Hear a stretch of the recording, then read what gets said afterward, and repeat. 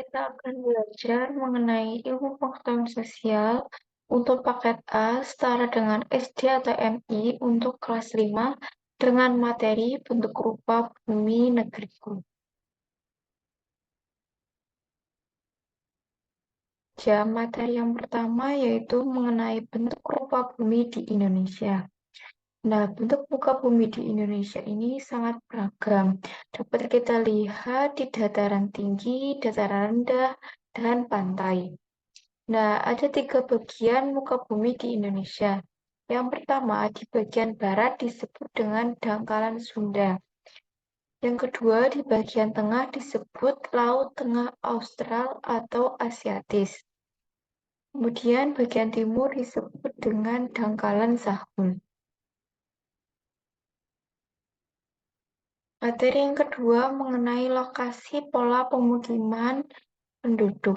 Ini ada gambar dari contoh pola pemukiman penduduk.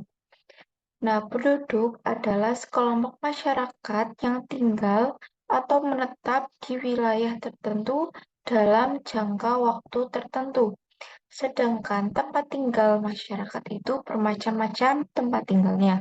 Ada yang di desa, di perkotaan, pegunungan, dan lain sebagainya sesuai dengan kebutuhan masing-masing penduduk.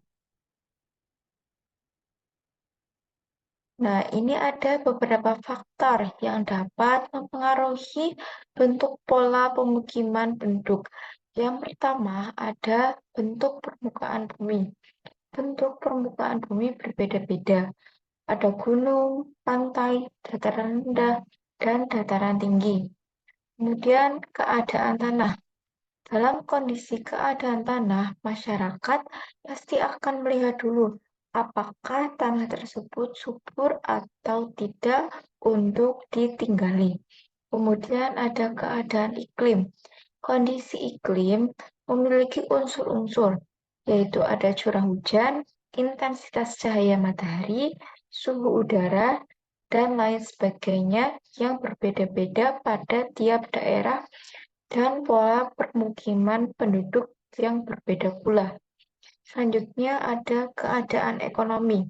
Pada saat kita menentukan pemukiman, pasti sudah diperhitungkan dan dipertimbangkan terlebih dahulu tempat yang akan kita tinggali. Apakah jauh dari perkotaan atau ingin dekat dengan pedesaan, ingin dekat dengan sekolah, pasar, atau yang lain sebagainya. Selanjutnya ada bentuk dari pola pemukiman penduduk. Ada 3 dari pola pemukiman penduduk. Yang pertama ada pola pemukiman memanjang.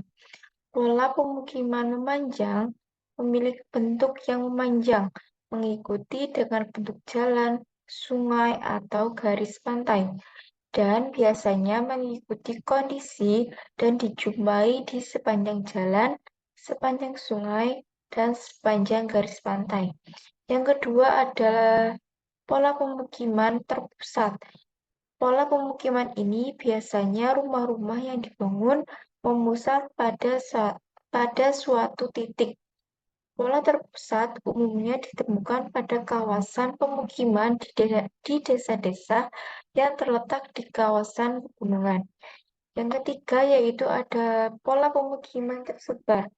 Pola pemukiman ini biasanya rumah-rumah penduduk dibangun di kawasan yang luas dan memiliki sifat tanah yang kering, yang menyebar dan agak renggang pada satu sama lain. Nah, mungkin itu saja yang dapat disampaikan. Terima kasih. Wassalamualaikum warahmatullahi wabarakatuh.